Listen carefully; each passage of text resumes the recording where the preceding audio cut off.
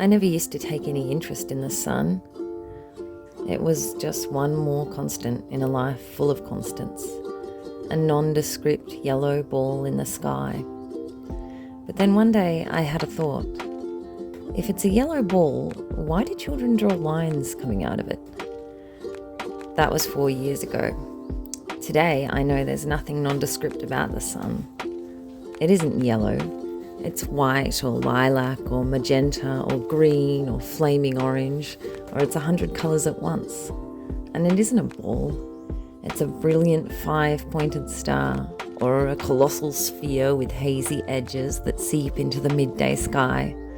Or it's a circle inside another circle, inside another, and all of them different colours and textures. I know the sun has a blue satellite that dances around it like a hyperactive little sibling. The images you are seeing right now were all taken with my mid-range 2-year-old Samsung. I haven't filtered, altered, or edited them in any way, nor have I used AI. All were taken on the camera's default mode and settings and uploaded straight to this video from the camera roll. So which one of these images is the real sun? All of them and none. There is no objective way to perceive the sun. And over the life of this channel, I'm going to demonstrate to you with actual footage that there is no objective reality. I was taught that something was either there or it was not. It was either red or it was blue. I was taught that a scientist could run an experiment, record the results through visual observation, and include those results in the papers and textbooks we use to define incontrovertible truth. And I still would, if it weren't for my own son. As soon as he was physically capable, he figured out how to form words just so he could share his world with me. And he was an ideas man. He had an idea for everything. What if that car was a dinosaur? What if my feet turn green and fall off? And as he rounded the bend into late toddlerhood, he began solving problems for me. You don't have any shirts to wear? Why don't you just wear this skirt on your top half? He showed me how to look at the converging ripples in a pond, not as lines, but as the in-between bits, the squares. And if you do that, some of those squares start to pop out as if they are alive. You can do the same thing while gazing at the stars. How could I have missed all this while I stared it in the face? Because we miss the most obvious things every day. From the moment we are born, we begin slashing great swathes of reality from our view, never to be seen again. I like to conceptualize this process as building a mental pyramid. We humans think in pyramids. For example, let's look at the supposed smartest people in the world, the ones we call upon to do our thinking for us, the experts. Experts spend many years diligently fitting their thinking into smaller and smaller sets of assumptions. Only they don't call them assumptions, they call them facts. Until, when they finally receive the lauded title and begin writing papers and opining on the world's problems on TV shows, they are hyper-specialised, thinking only within the tiniest sets of parameters. A quantum physicist, for example, commences her study by learning all of the accepted facts about material science. And once she learns these, she's taught to never accept any proposition that falls outside of them. She then moves up a level on the pyramid and learns all the facts about material physics. And once again, she rules out everything else in existence as untrue or irrelevant. And from there, she moves up again, learning all the facts about her specialization of quantum physics. This process is repeated again and again. By the time she begins practicing her trade, she has voluntarily excluded 99.99% of reality from her thinking, because only a little tiny bit of reality accords with all of her facts and sub-facts. Problem is, many of those so-called facts are not facts at all. The physicist herself will admit this if you push her. They are theories, they are models, they are assumptions, they are mathematical wizardry. They are abstractions built on abstractions built on abstractions. Your friendly neighborhood quantum physicist has built herself into a corner of reality that is not only tiny, it is skewed and distorted and removed from the actual experiential ground of reality 1,000 times over. We can think of each layer of apparent facts as a layer of this mental pyramid. Now, she can do an excellent job of practicing her trade in the exact way her colleagues do, and their forebears before them. She might even advance her field by adding a couple of more bricks at the tippy top of the almost finished pyramid. The one whose foundations were laid by Newton before being built up by Einstein and then Minkowski and so on, each of them adding progressively tighter and more abstract layers of truth to the towering monolith. By now, every single expert, not just in physics, but in every established field, is standing right at the top of a pyramid of assumptions, and they are stuck there. They are not allowed to climb back down. They are only allowed to add more bricks. But once you get to the pointy end, it's no longer a mystery which bricks will be added. Our quantum physicist friend is operating within such a tightly bounded layer of reality due to the limits of all of the theories and sub-theories before her. She has only a few options for progress to choose from at this point. And once she adds her contribution to the field, the next guy may very well find himself simply perched at the top, looking down. It's for this reason that academic fields make less and less discoveries as they age. Instead, each new generation of scientists simply takes the next logical step. They place the next brick. A brick which everyone knew was coming for a very long time. So much so that enormous, obscenely expensive machines are built and decades are invested for the express purpose of finding that one specific brick. And then one day, no matter how many machines are built and how many dollars are spent, the brick that must be found simply will not be found. And this is the situation that our unfortunate quantum physicist friend finds herself in. Like most of her colleagues, she selected string theory for her specialization because it has long been the popular kid in the quantum physics theory's playground. Until recently, a grant proposal on string theory was far more likely to gain funding than one that took a crack at the quantum field less travelled. But it turns out, somewhere along the way, some scientists slashed the wrong bits of reality from the physics pyramid, because right now, thousands of scientists sit red-faced, squished together all the way at the top, and they can't find their brick. String theory is a bust. It was supposed to be the magical thing that tied up all the loose ends left by all the earlier theories. It was supposed to finally give us a workable physics formula that could be used to map the entire universe. But the truth is now so obvious that a growing cohort of physicists are going public to admit it. Ever since Einstein's relativity was built into the pyramid and used to set the boundaries for truth itself, things haven't been adding up, literally. At each subsequent level of the pyramid, physicists have found themselves puzzling over formulas with gaping holes in them. Since then, the experts tasked with building each new layer have faced a choice. Admit that the formulas are not adding up because something crucial had been slashed along the way and now lies beyond the walls of the pyramid in the great official untruth, a choice which would almost certainly cost them their careers. Or they could come up with a brand new sciencey sounding term for the big hole in the formula. And hey presto, it's no longer a hole, it's dark energy. And up we move to the next tier of the pyramid. Again and again, physicists have faced this choice. And again, we have been gifted with a new force that suddenly takes up a huge chunk of the universe. Now it's dark matter. and now maybe it's dark atoms? Basically, if a science term has dark in front of it, it means the scientists have absolutely no clue what that thing is, but they needed it to exist to keep schlepping up that pyramid. And what has all this mathematical sock darning given us? A theory of the universe that is about as absurd and convoluted as society itself. A universe full of logical impossibilities and inane paradoxes.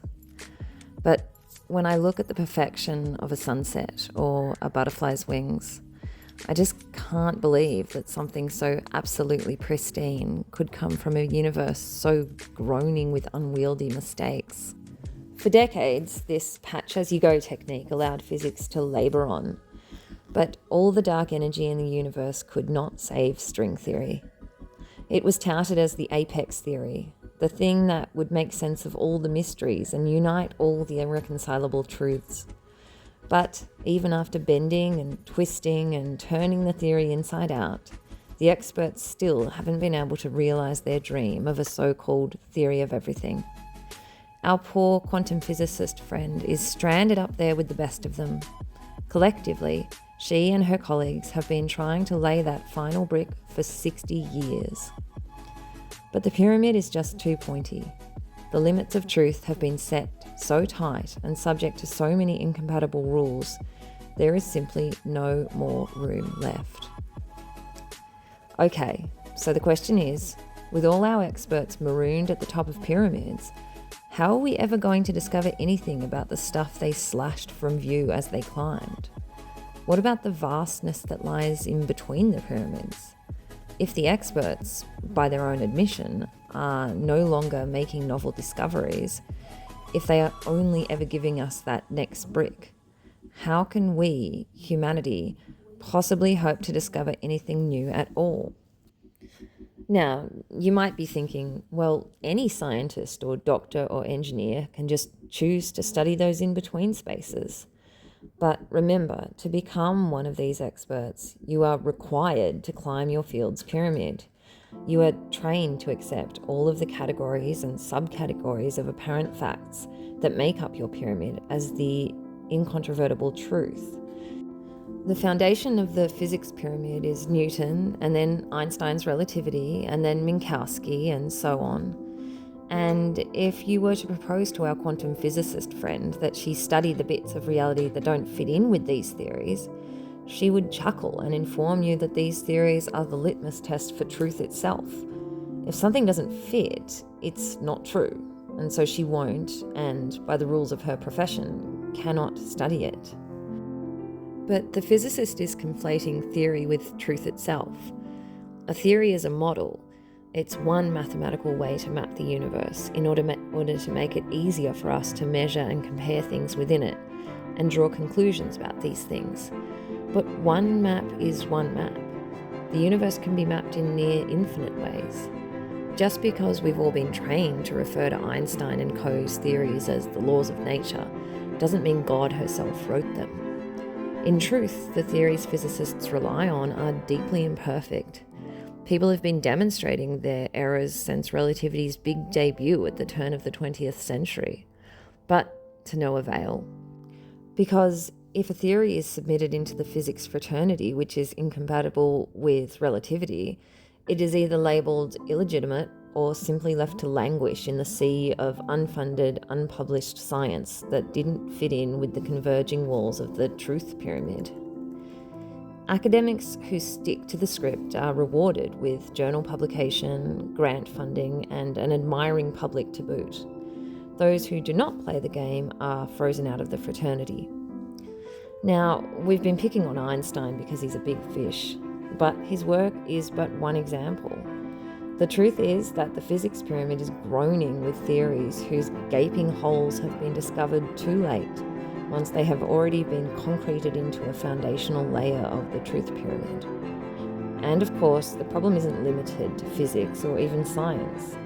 Every mainstream academic and professional field has built itself into its own pyramid. These towers loom over us everywhere, pyramids built to limit truth itself, until there is no more room for truth at all. It doesn't take a quantum physicist to see what's happening here. It takes a regular person who is still open-minded enough to spot the bleedingly obvious. Our academic and professional classes do not provide us with the truth of reality. They do not seek the truth of reality. They decide what the truth of reality is and then distort actual reality until it fits. Experts are not the smartest people. They might have memorized the most knowledge within extremely specialized areas, but genuine intelligence is not about memorizing information written by someone else. It's not about learning to use particular theoretical tools like calculus, which were, again, designed for you by someone else. And it's not about placing a brick whose makeup has been so tightly predetermined that everyone knows what it will look like and where it will go years before it even materializes. Experts might have memorized the most specialized knowledge or learned how to use the most specialized tools or been able to place the most specialized brick. But this does not make them the smartest people. This, objectively and without the slightest judgment, makes them the most limited people. Despite what we've been taught our entire lives, intelligence is not about shutting one's thinking into smaller and smaller boxes. The world does not exist in tiny little packets of information according perfectly with our academic and vocational hyper-specializations. The world is one huge unified thing, and every part of it is attached to every other part. No single part of it can be understood without an understanding of its place in the wider system that enables its existence. A doctor who specializes in the management of stress has no idea how to help you with your gastrointestinal tract or your stomach, where the serotonin is made that regulates your stress levels. And a doctor that specializes in the stomach has no idea how to tell you about your brain, which processes the signals sent from your stomach and reacts by producing your stressful thoughts. And a doctor that specializes in the brain has no idea how to tell you about your trauma, which is the reason your brain reacts to the low transmission of serotonin from your gut and stomach by producing thoughts of self-persecution. And a doctor specializing in trauma has no idea how to tell you about your inner child, who needs you to provide them with the love they deserved and never received, so they can feel safe enough to stop sabotaging your thoughts and causing your stress. But you might be lucky enough to have a very good friend who doesn't even have a job, who doesn't go to uni, but who knows you and loves you. And when you're on the brink of an absolute crisis, after churning through all of these obscenely overpriced doctors and have left you feeling emptier than ever before, your friend might come over in the middle of the night in the rain and crawl into your bed and hold onto you tight. And for the first time in a month, your guts stop churning, your stomach stops aching, your brain stops screaming at you, your heart rate drops, and your inner child feels as safe and warm as she ever could. Perhaps we should stop attributing intelligence to people with pieces of paper and unintelligible jargon and start attributing it to people who create little pieces of a better world. Because, as far as I can tell, it isn't intelligent to blindly accept and memorize the theories and formulas handed down to you without ever considering assessing their legitimacy for yourself. It isn't intelligent to memorize and then spout the same jargon and talking points that everyone else in your field has used for decades. It isn't intelligent to say nothing about the glaring holes in your field's foundations because you are waiting patiently to place your singular brick and don't want to be kicked off the pyramid. It's obedient. Obedient. Intelligence requires us to do the exact opposite of what we've always been taught. To liberate ourselves from the library of memorized facts and formulas and rules and do's and don'ts written by a million dead white guys. It requires us to stand back as far as we possibly can, to take in as much of the picture as we can manage, to turn to our imagination to give us a truly fresh conceptualization of this picture, and then ask ourselves a very simple question, the most rebellious question you could ever ask yourself. What do I think? If we want to see the squares in between the ripples, or the space in between the stars, if we want to discover the bleedingly obvious thing that's been right under our noses this entire time, we must reacquaint ourselves with the skills we possessed as a child. Openness and a belief that truly anything could happen. Curiosity, unself-conscious and unrelenting inquisitiveness, awareness of the big picture, an eye for what makes intuitive sense and what doesn't, trust in our own imaginations and our own ideas, a healthy dose of rebelliousness, and of course, questions. Questions, questions, and more questions. Ask yourself questions, and you will be surprised at the answers you get. This is how we see the reality that has been long obscured from us, the vast space in between the pyramids. This is how we propose new ideas, visionary ideas, ideas no one has thought of to think of before, ideas that change the way people think, change the way we look at solutions, that change the direction of failing societies. Intelligent ideas make a difference in people's lives. They make a difference in the real world. They don't just keep us galumphing blindly in the same direction, no matter how terrible that direction is. Intelligence isn't about laying a brick on a dusty old pyramid built by 1,000 someone else's. It's about starting a brand new building, something exciting, something you thought of all by yourself. Have you gone your whole life believing that smart people are the ones who have limited their thinking the most? The people who have memorized instead of created? Those who have followed instead of led? I certainly did. But doesn't it seem bleedingly obvious now? So obvious that these aren't traits of intelligence. They're traits of obedience, of conformity. These are follower traits. These are never stir the pot traits. These are just keep climbing traits. These are one day you might get to lay a brick traits. Doesn't it just seem like the most obvious thing ever now that intelligence requires curiosity, open-mindedness, creativity, imagination, and the bravery to leap into the great wide open? Funny how sometimes the most obvious thing has been right under our noses this entire time. The truth is that it's not just experts who think in pyramids. And experts, I'm sorry for picking on you. You're the big fish, and I've used you as a metaphor here. We've all been taught to think in pyramids. We are all trapped atop pyramids of our own assumptions. Assumptions we've made because we've been taught to, or because it's kept us safe to think that way, because it's protected our egos. Right-wingers are all idiots. Women are impossible to understand. Life is always kicking me when I'm down. These things we say to ourselves form layers in our own personal pyramids. They harden with time. They cut us off from more and more of the vast reality between the pyramids. They trap us. They isolate us. If you've only ever been taught in pyramids, pyramids seem like all there is. Until you see the spaces in between, it's impossible to believe that they are even there. But once you do see those spaces, they start to blossom into a billion colours, and you wonder how on earth you missed them until now. 3 years ago, I was hit with a series of crises so unrelenting and intense, they broke through the walls of resilience I'd maintained since childhood and sent me careening down into my own personal abyss.